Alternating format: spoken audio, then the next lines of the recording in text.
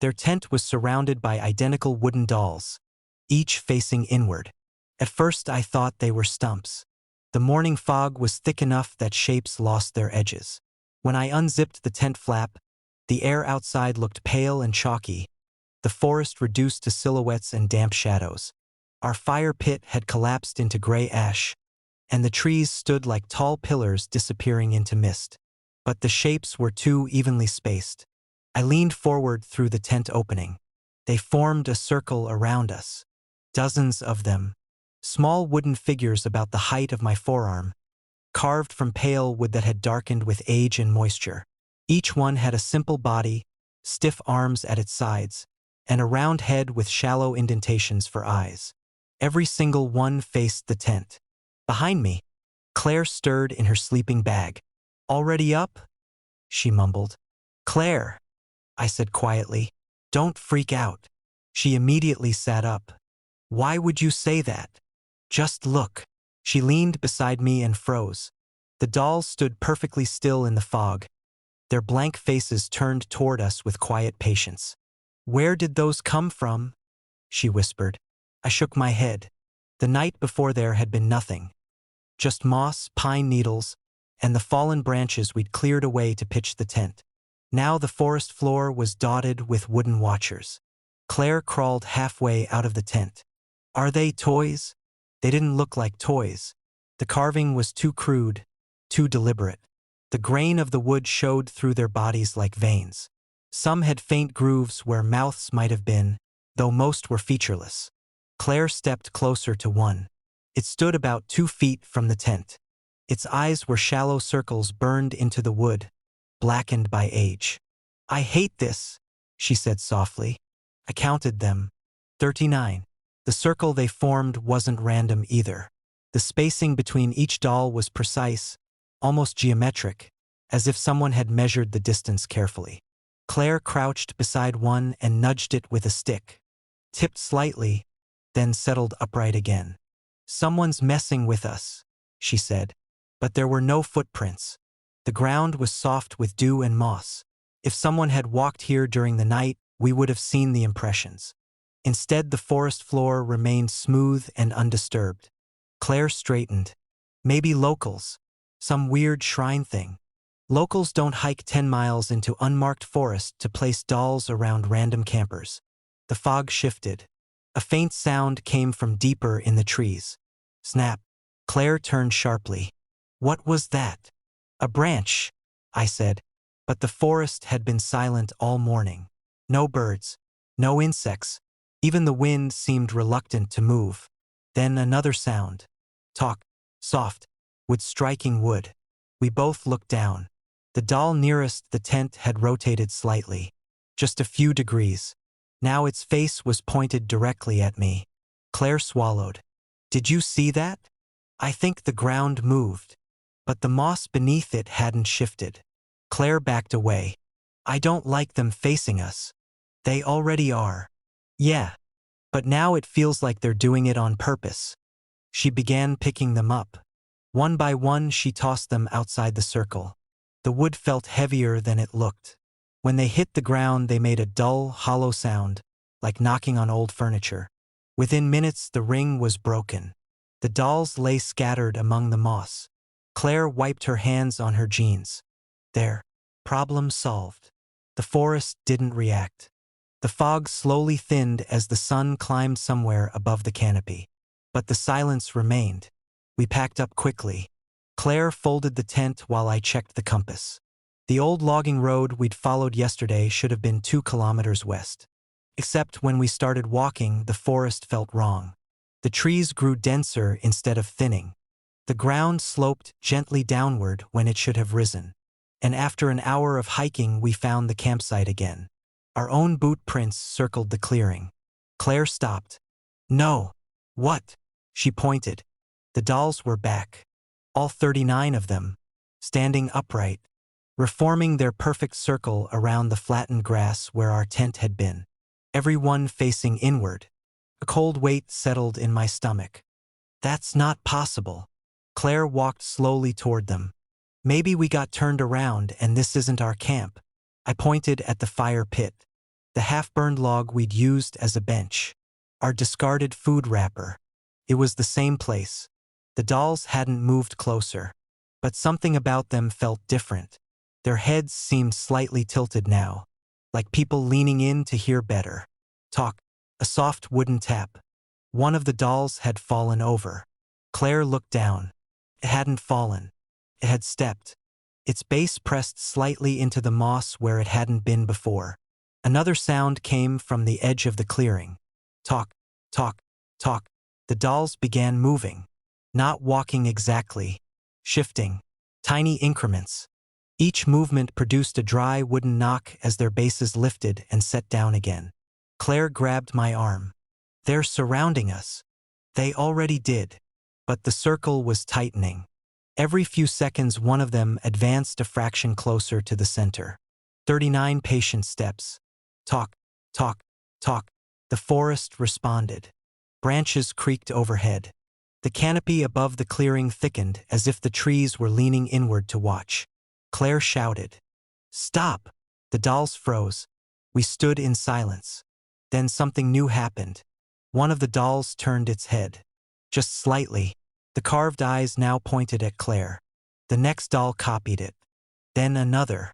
One by one they rotated until every wooden face stared directly at her. Claire's voice shook. Why me? The answer came from behind us. A whisper carried through the trees. Not a word. Just breath shaped like imitation. Claire's voice. Why me? She spun around. Did you hear? But the voice came again. Perfect. Her tone. Her rhythm. Why me? It wasn't mocking.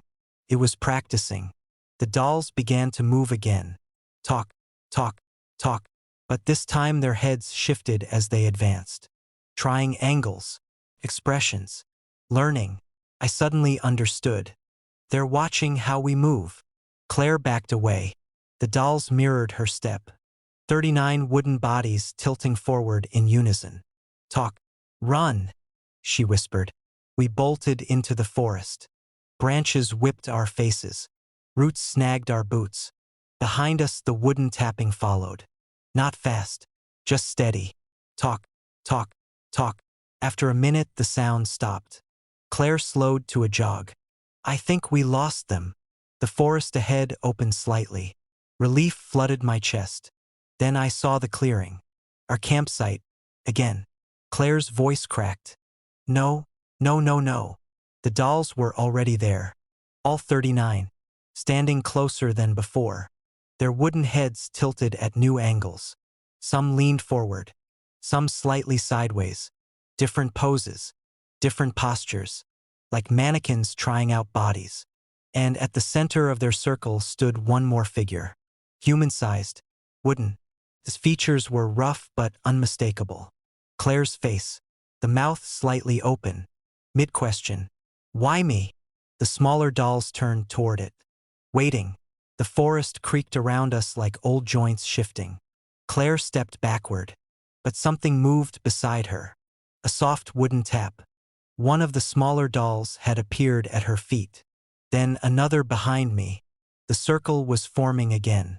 And as the wooden Claire in the clearing slowly lifted its head to study her, the 39 dolls began turning their faces toward me, one by one, like students waiting for the next person to learn.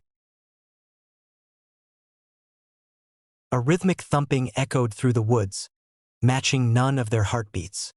At first it sounded like someone hitting a tree with the flat of their hand. Not loud, not urgent, just steady. Thump. Pause long enough to wonder if you imagined it.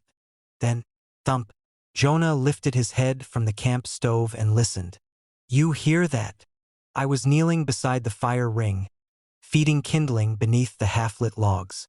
Smoke drifted sideways through the clearing, curling low in the damp air. Woodpecker, I said automatically. No. Jonah tilted his head. Another thump rolled through the trees. It didn't echo the way sound usually does in the forest. Instead it felt contained, like the air itself had absorbed it and released it gently. Thump. Jonah stood. That's not a bird. The woods around us were silent in a way that made that thump seem larger than it was. No insects buzzed in the moss. No birds shifted in the canopy. Even the breeze had stopped touching the branches. Just fog drifting slowly between the trunks. And the thump. I listened closer. Came again, steady and patient. Thump. The distance was impossible to judge. It felt both far away and uncomfortably close, like hearing someone knock on a door in a house whose rooms you didn't understand. Jonah rubbed the back of his neck. That's weird. Probably someone hiking nearby. There's no trail within 10 miles. Another thump. The fog shifted slightly between the trees. For a moment I thought I saw something move deeper in the woods, but it might have just been the pale drift of mist. Thump. Jonah pressed his palm to his chest. My heart's faster than that. I laughed softly. Mine too. We tried to ignore it while we finished setting up camp. The tent went up quickly. The fire caught and settled into a low burn. Dinner came out of a dented metal pot that tasted faintly like smoke and salt. But the thumping never stopped. Kept its slow rhythm the entire time. Thump, thump, thump. Not mechanical. Not animal. Something about the timing felt deliberate, like someone tapping patiently on the walls of the forest. Jonah kept glancing into the trees. You sure you don't hear it changing direction? It's probably bouncing around the valley. There is no valley. He wasn't wrong. The land here was flat, the trees growing so densely that the fog moved like breath through their trunks. But the sound still felt wrong. Sometimes the thump seemed to come from behind us, then from the left, then right beside the tent. Never directional, just present. When darkness fell, the fog thickened until the trees disappeared beyond the firelight. The thumping continued. Jonah lay inside the tent staring at the ceiling. Count it, he said. What? The rhythm. I listened. Thump. 7 seconds. Thump. 5 seconds. Then 9. Then 6. No pattern. It's random, I said. No, Jonah whispered. It's learning. I rolled over. Learning what? But Jonah didn't answer. He was staring toward the woods, eyes wide, listening with a strange concentration. The thump came again. This time he exhaled with it. Slowly, without meaning to. I noticed it immediately. Did you just breathe with it? No. Yeah, you did. Jonah frowned. I didn't mean to. Another thump. This time his foot twitched. Just slightly. He sat up. Okay, that's weird. Stop thinking about it.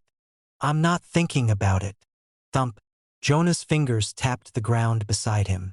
Perfectly on the beat. He pulled his hand away. Did you see that? You're psyching yourself out. Am I? The fog outside thickened until the fire became a dim orange glow through the tent fabric. The thumping continued. Slow. Patient. Thump. Jonah whispered something. I didn't catch it. What? He blinked. I didn't say anything. You just spoke. No, I didn't. Another thump. Jonah's lips moved slightly. A quiet syllable escaped. Not a word exactly. Just a sound shaped like the rhythm. Thump. His mouth opened again. This time he caught himself. Okay, he said, voice shaking. That's not normal. The forest answered with silence. Then the thump came again. Closer, or maybe louder. It was impossible to tell. Jonah stood up suddenly. I need to walk. You're not going out there. I just need to move. He stepped outside the tent. The fog swallowed him immediately, turning his silhouette into a shadow among shadows. I followed. The forest felt wrong. The trees seemed slightly closer than they had earlier, their trunks leaning inward as if listening. Jonah started walking. Each step landed softly on the moss. Then, thump, his next step landed exactly with the sound. He froze. I didn't do that on purpose. Another thump. His foot lifted. Set down. Perfectly in time. Thump. Jonah's breathing changed. Slower now, matching the rhythm. I grabbed his arm. Stop. I can't. His voice had the distant quality of someone speaking through sleep. Thump. His head turned slightly toward the deeper forest. I think it's calling me. Nothing's calling you. But the woods had begun to shift. The trees no longer formed straight lines. Their spacing warped the farther we walked, bending subtly like reflections in dark water. And the thumping grew clearer. Not louder, just more present. Jonah's steps continued matching it. Thump, step, thump, step. Then his voice joined the rhythm. I, thump, think, thump, it's, thump, inside. The sound cut him off. Thump. Jonah stopped walking. The fog thickened around him until his outline blurred. Do you feel that? He whispered. Feel what? My heart. I listened. Nothing. Then he grabbed my wrist and pressed my hand against his chest. I expected a heartbeat, but the rhythm there was wrong. Too slow. Too heavy. Thump. I jerked my hand away. That's not. The sound came again. But this time Jonah didn't move. The thump echoed through the forest. And Jonah vanished. Not stepped away. Not hidden by fog. Gone between one thump and the next. The silence that followed was enormous. I stood there for a long time. The fog pressed close around me, swallowing the trees. Then the thump returned. Closer. I pressed my hand to my chest.